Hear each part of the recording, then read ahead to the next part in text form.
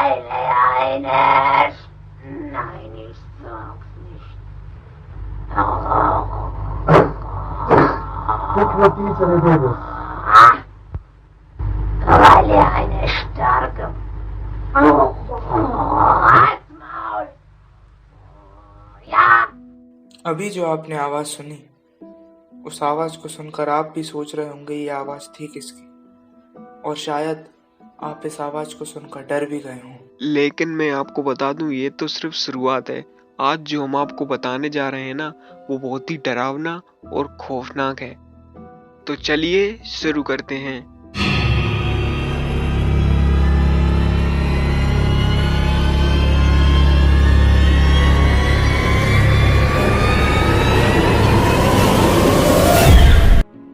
तो हमारा आज का टॉपिक कोई जनरल डेमोनिक पोसेशन का नहीं है। जनरल डेमोनिक पोसेशन यानी कोई बुरी आत्मा जो इंसानी शरीर को अपने वश में कर लेती।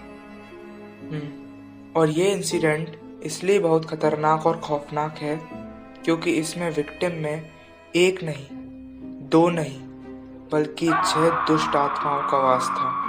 और उन बुरी आत्माओं के बारे में सुनकर आप शॉक हो जाएंगे।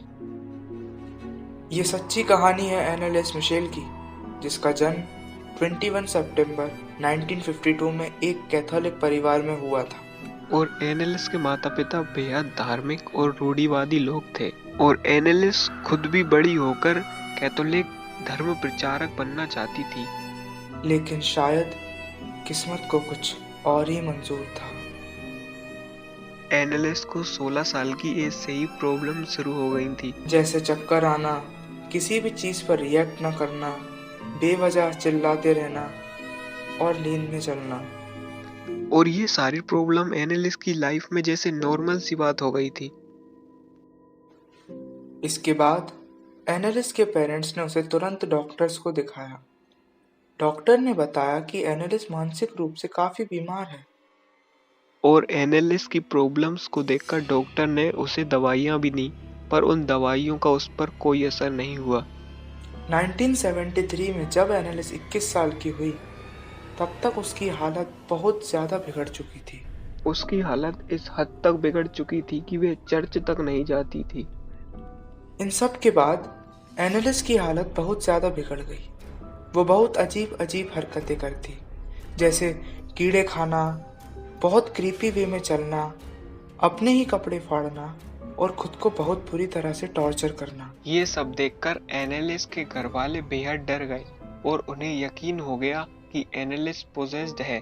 एनालिस के पेरेंट्स ने चर्च के प्रीस्ट से मदद मांगी, और जब वो प्रीस्ट एनालिस के घर आए तो वो भी एनालिस की हालत को देखकर दंग रह गए। इसके बाद उन दोनों प्रीस्ट ने एनालिस का एक्सोर्सिज्म करने का फैसला लिया। एक्सोर्सिज्म यानी कि इंसान के शरीर से किसी भी शैतानी आत्मा को बाहर निकालने की प्रक्रिया।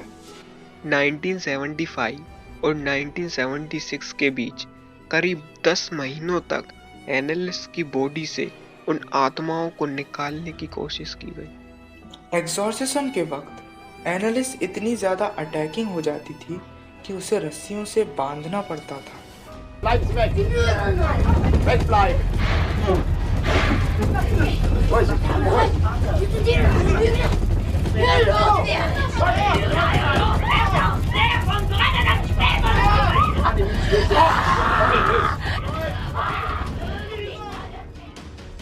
और अब हम उन 6 आत्माओं के नाम बताते हैं जिन्होंने एनालिस के शरीर को अपने वश में किया था। इनमें से पहली आत्मा का नाम था नेरो, जो कि रोमन एम्पायर का शासक था। जुडास इस्कैरियोट, जो कि जीसस के 12 शिष्यों में से एक था, और इसी ने जीसस को 30 चांदी के सिक्कों के लिए धोखा भी दिया था। And the third one is Cain. Adolf Hitler. Hitler को तो आप जानते ही होंगे कि ये एक जर्मन डिक्टेटर था जिसके कारण लाखों लोगों की मौत हुई थी। वैलेंटी फ्लैशमैन 16th सेंचुरी का एक बदनाम प्रीस्ट जो लोगों का मर्डर किया करता था। लूसीफर, जिस तरह अच्छाई के प्रतीक के तौर पर भगवान को देखा जाता है, उसी तरह बुराई के प्रतीक के तौर पर लूसीफर को देखा जाता है। लूसीफर को शैतानों का शैतान भी कहा जाता है। इन सभी 6 आत्माओं ने एनालिस की बॉडी पर कब्जा जमा लिया था।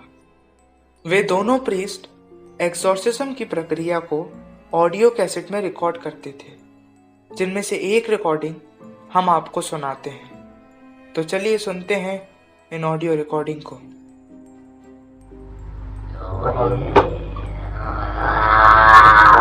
Und den Kirchen. Und in den Familien.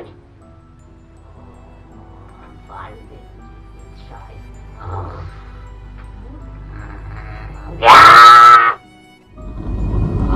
Ich hab recht dazu, dass ich in dem Wald rein bin. Ich trag Idiotsnase noch so lang, bis es lebt wird. Saublöde Weib.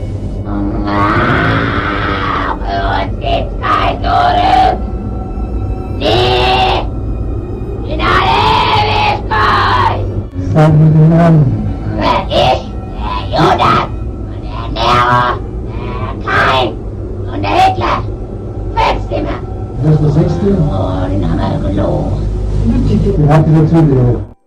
एनालिस ने इन सब के चलते खाना पीना छोड़ दिया था और 62 एक्सॉर्सिज्म के वक्त 1 जुलाई 1976 को एनालिस की डिहाइड्रेशन और माल न्यूट्रिशन के कारण मौत हो गई।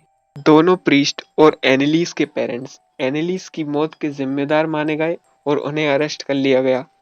पर कोई ठोस एविडेंस ना होने के कारण प्रीस्ट और एनालिस के पेरेंट्स दोनों रिहा हो गए।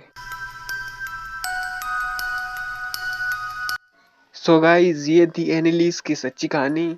आप इस बारे में क्या सोचते हैं कमेंट में बताइए। और अगर वीडियो पसंद आई हो तो प्लीज लाइक करें, सब्सक्राइब करें और शेयर करें। Till then, bye bye. Thank you for watching.